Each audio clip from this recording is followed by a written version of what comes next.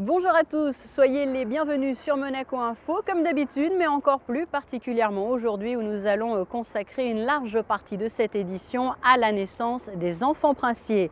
La principauté de Monaco compte donc désormais deux nouveaux monégasques, le prince héréditaire Jacques et la princesse Gabriella. La population est d'ailleurs invitée à venir les voir le mercredi 7 janvier 2015, place du Palais Princier. Ce sera un jour férié pour toutes les personnes travaillant en principauté. En attendant, nous vous proposons d'écouter son Altesse Sérénissime, le prince Albert II, qui a tenu à réagir suite à ce double heureux événement. Et c'est tout naturellement que Marion Sapé-Triomphe et Louis Borgia sont allés au Palais Princier pour recueillir cette déclaration.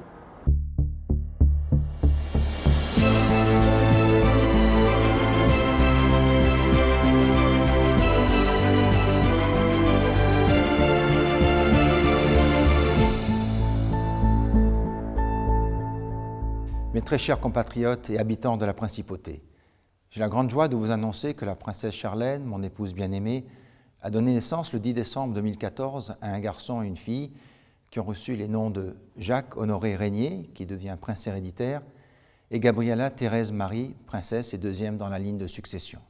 Je souhaite partager ce bonheur avec les Monégasques et plus largement avec tous les résidents de mon pays, car je vous sais unis dans une même communauté de sentiments autour de la princesse et de moi-même.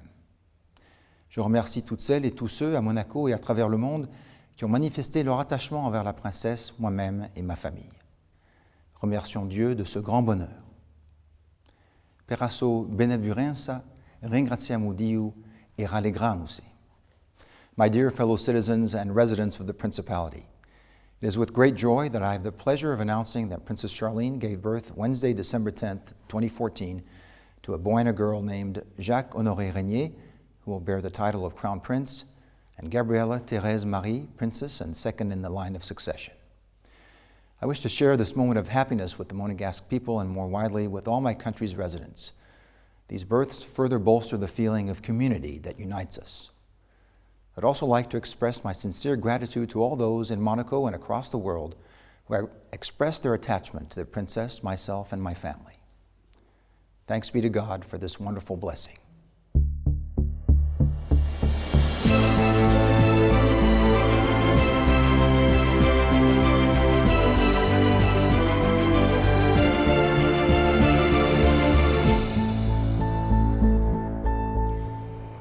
Et si la nouvelle a été accueillie mercredi soir avec beaucoup d'enthousiasme, la joie était également au rendez-vous tout au long de la journée de jeudi. Vous vous en doutez, différents rendez-vous ont été organisés, des rendez-vous traditionnels qui ont été suivis par Patricia Navarro.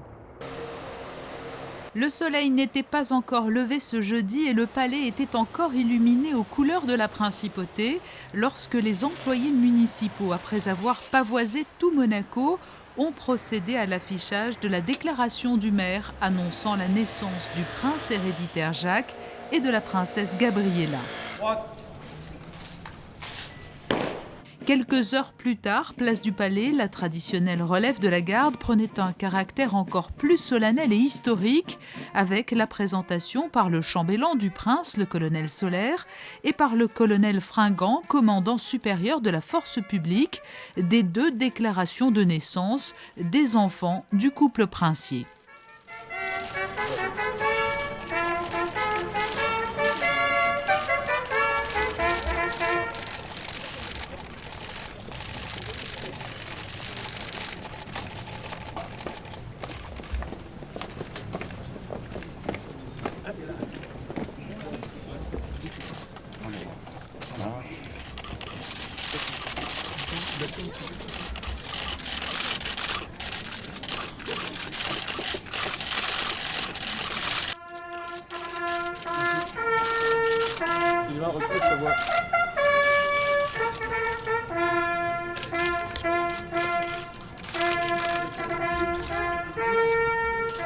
C'est une proclamation donc signée par le prince souverain qui annonce à la population monégasque et à la population résidente de la principauté les doubles naissances donc du prince héréditaire et de la princesse Gabriella. Un concours donc de circonstances a fait que l'heure de la proclamation coïncidait effectivement avec la relève de la garde, avec des carabiniers en grand uniforme, avec leur très beau plumet rouge et blanc, donc, et avec un soleil qui évidemment permet d'avoir de très belles images d'histoire. J'aimerais que l'on revienne sur ce prénom, Jacques, le prénom du prince héréditaire. Il y a déjà eu un Jacques qui a régné sur la principauté. En effet, il y a eu un prince Jacques Ier qui a régné entre 1731 et 1733. En réalité, c'était Jacques IV de Matignon, donc qui a épousé en 1715 Louise-Hippolyte Grimaldi, fille du prince Antoine Ier, et donc qui a abandonné son nom de Matignon pour adopter le nom et les armoiries des Grimaldi et devenir effectivement, après la mort de son épouse et avant l'avènement de son fils Honoré III, prince souverain de Monaco. Donc le futur prince sera évidemment un prince Jacques II. Merci. Et nous constituerons tous ensemble la force publique, commandée par le colonel Luc Tringon. Merci, messieurs, dames. J'ai un exemple très récent de qualificatif employé vis-à-vis des carabiniers par un spectacle à venir. Ils nous ont appelés les bienveillants. Alors c'est très honorifique, c'est très flatteur même, mais je pense que c'est une belle définition de la garde princière, des gardes du palais, car nous avons un travail qui nous demande d'avoir une réelle sérénité. Nous ne sommes pas des gardes couteau entre les dents, aux gestes agressifs, bien au contraire. On se sent réellement faire partie de la famille princière en tant que serviteur avec un S majuscule. Merci beaucoup. Ça fait de longues années que je suis auprès du prince souverain, auprès de cette famille princière qui est magnifique, qui est rayonnante. Et aujourd'hui, c'est un grand moment d'être là, de vivre ce moment historique et de montrer mon attachement au prince souverain, à la princesse Charlène et à cette famille souveraine si magnifique et si généreuse. Je vis vraiment des moments je suis très très ému. Des registres ont également été mis en place au Palais Princier. Les personnes qui le souhaitent pourront venir écrire un message de félicitations au couple princier chaque jour de 8h à midi et de 14h à 20h. Le ministre d'État, entouré du gouvernement, ainsi que Monseigneur Barcy, archevêque de Monaco, ont été les premiers à venir déposer un témoignage écrit à l'intention du prince Albert II et de la princesse Charlène. 11 décembre, une nouvelle journée s'est achevée en principauté, la première pour les enfants du couple princier qui étaient peut-être encore dans les bras de Morphée jeudi matin tôt lorsque les premiers monégasques et les résidents ont fait leur apparition sur la place du marché au moment même où les premiers quotidiens étaient mis en vente. Vanessa Dessy.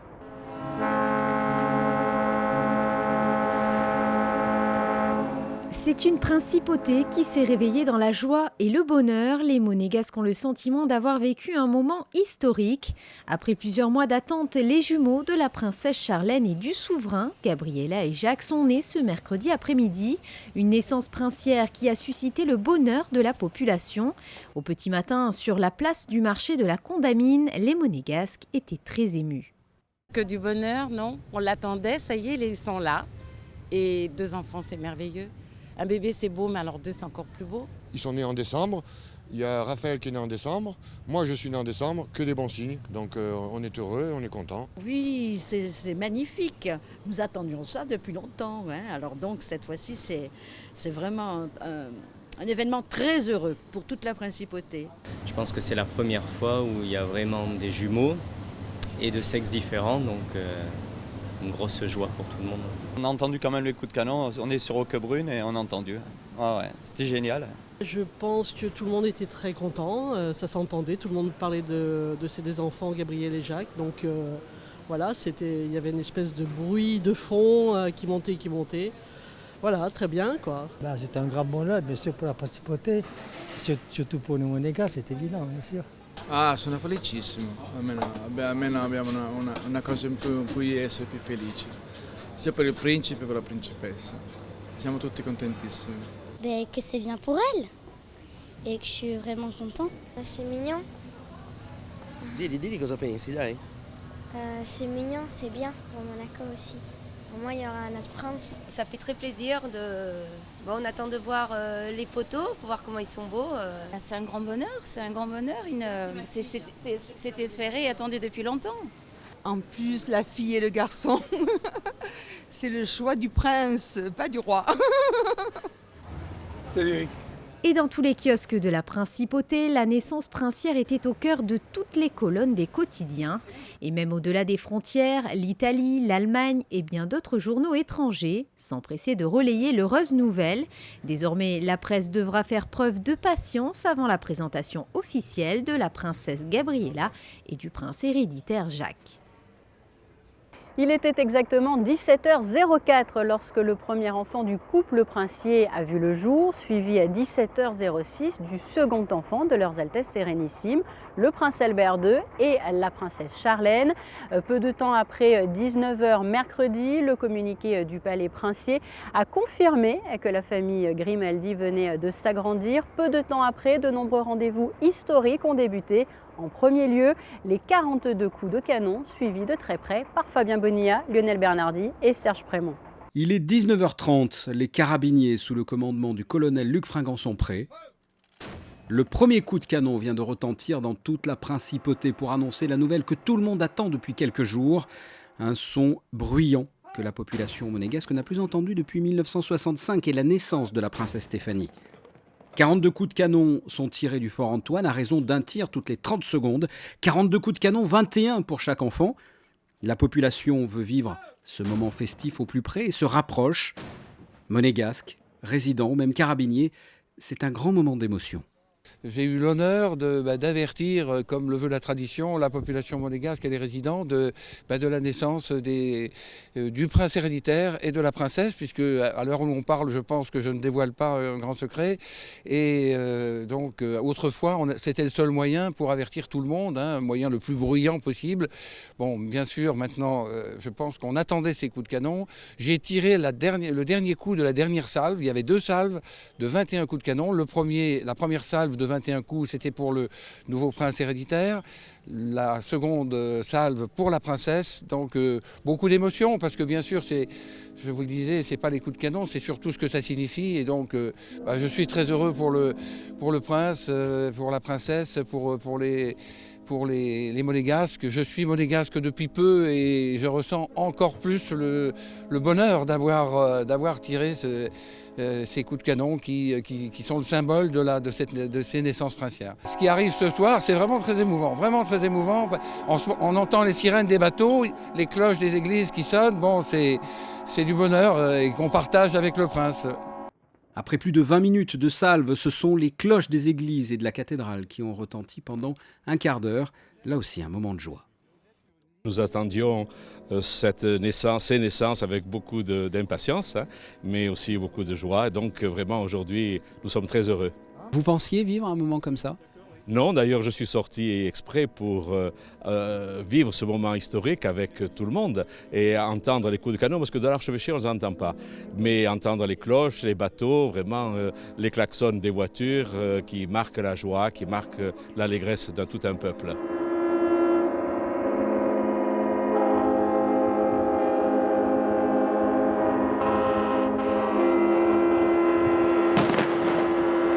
Autre son pour annoncer cette nouvelle tant attendue, les sirènes des bateaux, mais également les klaxons des voitures.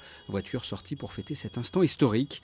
Des sirènes de bateaux, des sons de cloche, des klaxons ou encore des coups de canon, tous ces signes de bonheur, ces bruits que l'on trouverait habituellement assourdissants, sont pour l'occasion d'une douceur extrême dans l'esprit des monégasques. Ces déflagrations que l'on a entendues dans un pays d'à peine plus de 2 km² se sont répandues quelques instants plus tard comme une traînée de poudre ou tel un écho au creux d'une vallée. L'arrivée de Gabriella et Jacques, une heureuse nouvelle qui fait désormais le tour du monde. Pour la princesse, il pipe.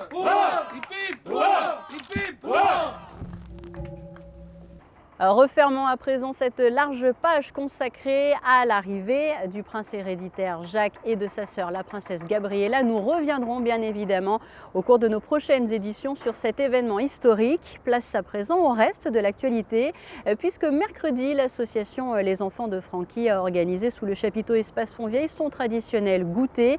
Des milliers d'enfants ont pu passer un très bel après-midi en compagnie de clowns, de personnes déguisées, afin de passer un très bon moment, un moment suivi de très près par Alexandra Pani. Le clown Franquy a cette année encore su amuser les plus jeunes. Ils étaient plus de 2500 enfants à prendre part à ce goûter de Noël très chaleureux. Chaque année, l'association monégasque s'attelle à pouvoir offrir à ses enfants malades, handicapés ou défavorisés un moment convivial en cette période de fête de fin d'année. Mercredi, plus de 150 associations étaient représentées. Nous avons l'habitude de venir une fois par an. C'est toujours très sympathique, ces réunions avec les enfants. Ça leur fait un après-midi récréatif et ils sont enchantés. Au programme de cet après-midi, de nombreux stands proposaient des activités récréatives, toboggans et parcours gonflables, trains en bois, concours de danse et bien entendu, le plus prisé de tous, la grotte du Père Noël. C'est super, franchement c'est trop bien. Vraiment tout ce qu'ils organisent toutes les années, c'est vraiment merveilleux. C'est la première fois que vous venez ? Non, la deuxième fois on était venus l'année dernière. Moi non, plusieurs fois je viens. Ça me plaît, c'est la première fois. J'aimais bien. C'est très cool.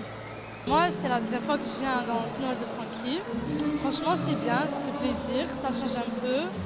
Et dès qu'on voit les gens, on sait directement qu'ils se sont bien amusés et que c'est super. L'association Les Enfants de Franquy œuvre tout au long de l'année pour redonner le sourire aux enfants. Les 150 bénévoles travaillent avec les hôpitaux, les services sociaux, les foyers, la DAS et plus de 200 organismes qui touchent le quotidien des enfants en détresse. C'est toute la population monégasque, avec les Nez Rouges aussi, qui nous aide. Donc, un petit don fait à l'association, ça nous aide énormément. Devenez membre de l'association à 60 € par an, c'est tout ce qu'on demande. Et ça, c'est une énorme aide, parce qu'avec les membres de l'association, on peut développer, on peut devenir plus grand encore. Franquy et ses amis ont donc donné rendez-vous à leur jeune public pour la prochaine édition. Associatif toujours, la semaine a également été marquée par l'organisation au cœur de l'hôtel Hermitage du gala de bienfaisance de l'association Les Amis du Liban. L'occasion pour Émilie Rousseau de dresser un coup de projecteur sur cette association qui vient en aide aux enfants défavorisés et qui vivent au cœur du pays du Cèdre. Voilà 12 ans maintenant que les Amis du Liban œuvrent au service des plus démunis. 12 ans d'action qui auront permis de récolter plus de 3,5 millions d'euros de donations depuis 2002. Grâce au soutien constant de la Principauté, l'association fondée par Bourhan Bouhéri aura pu réaliser des centaines d'actions à travers le monde et en particulier au Liban. Nous avons commencé justement pour soigner les enfants malades qui n'ont pas le droit à la sécurité sociale ni à un soutien de qui que ce soit. Nous avons commencé par ça. Après, on a eu la chance. Nous étions soutenus fortement par le prince souverain, par tous les amis, le consul du Liban à Monaco qui n'a pas pu être avec nous aujourd'hui, le consul de Monaco à Beyrouth. On a pu, avec Madame Al-Rachid, elle était à l'époque la marraine des Amis du Liban, nous avons pu avoir beaucoup de donations. Et grâce à ces donations, nous avons développé un peu plus notre donation et notre aide. Dans mon rôle ambassadrice à bonne volonté au PNUD, j'ai pu avoir beaucoup de projets dans le développement puisque je suis dans ces programmes. Et le développement, c'est quand même n'importe où on va dans le monde, c'est quelque chose de très important pour l'avenir et pour nos enfants. L'éducation, la culture, l'environnement, la santé, le champ d'action des Amis du Liban est large et permet d'améliorer concrètement la vie de milliers de défavorisés. Et pour véhiculer ce message, l'association peut compter sur un parrain d'exception, un parrain fidèle, Didier Deschamps, le sélectionneur de l'équipe de France de football. C'est vrai que dès que je peux, lorsque Boubou me le demande pour l'association, j'essaye d'être là, de répondre présent. Et puis après, le plus important, c'est évidemment d'être efficace sur le terrain. Donc là, c'est elle et toute son équipe qui se déplacent souvent au Liban et ailleurs. Mais oui, c'est important pour moi aussi. Quand on est père de famille, forcément, les enfants, un sourire d'un enfant, il n'y a rien de plus beau. Alors malheureusement, on ne pourra pas donner le sourire à tous les enfants, mais dès qu'on peut aider, toutes les causes sont bonnes et sont justes à être défendues. Mais c'est vrai que celle qui concerne les enfants me touche un peu plus. Ce mercredi, 80 enfants de Monaco et de la région ont pu fêter Noël avant l'heure. Plusieurs activités ont été organisées par l'association, dont la dédicace de ballons par Didier Deschamps. À noter que les Amis du Liban ont ensuite organisé leur soirée annuelle à l'hôtel Hermitage. Soirée qui aura permis de récolter des fonds pour les futures actions de l'association. Boubou Boeri et les Amis du Liban qui peuvent compter donc sur le soutien de Didier Deschamps, l'actuel sélectionneur de l'équipe de France et ancien entraîneur de la SMFC. Didier Deschamps qui est donc tout naturellement revenu sur le parcours des Rouges et Blancs et notamment sur leur qualification pour les huitièmes de finale de la Ligue des Champions. C'est super pour l'AS Monaco et puis pour le football français, puisqu'on va avoir 2 clubs avec Monaco et Paris qui vont être qualifiés pour les huitièmes de finale de la Ligue des Champions. On attendra le tirage, mais j'espère que ça sera une belle fête au Louis II. Hier, il y avait du monde, mais je pense que cette équipe mérite d'avoir encore plus de monde, qu'il y ait un beau stade bien rempli, avec des gens qui soutiennent cette équipe. Mais c'est un grand bravo à tous, aux joueurs, à l'entraîneur, aux dirigeants. Et tant mieux, on va parler de Monaco en Europe et dans le monde. Une brève pour terminer, vous le découvrez sur ces images. La nouvelle édition de la soirée Ahmad au Gucci Paris Masters a eu lieu le week-end dernier. Imaginé par Charlotte Casiraghi, cet événement est placé depuis 5 ans sous le signe de la générosité. Plusieurs personnalités déguisées à cheval, dont Charlotte Casiraghi bien sûr, mais aussi Guillaume Canet, Benjamin Castaldi, Nicolas Canteloup, ont participé à l'événement équestre organisé au profit de l'Association mondiale des Amis de l'enfance, fondée par la princesse Grace et présidée par son Altesse royale, la princesse Caroline de Hanovre. Place à présent à vos prévisions météo.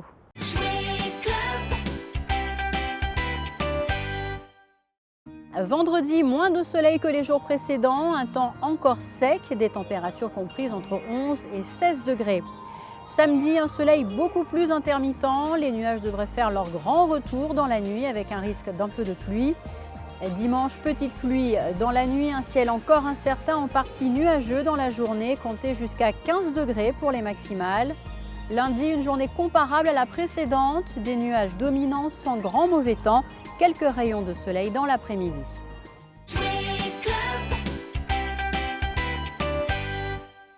Cette édition spéciale touche à sa fin. Je vous remercie de l'avoir suivie et je vous rappelle bien sûr qu'elle était en très grande partie consacrée à l'arrivée du prince héréditaire Jacques et de sa sœur, la princesse Gabriella.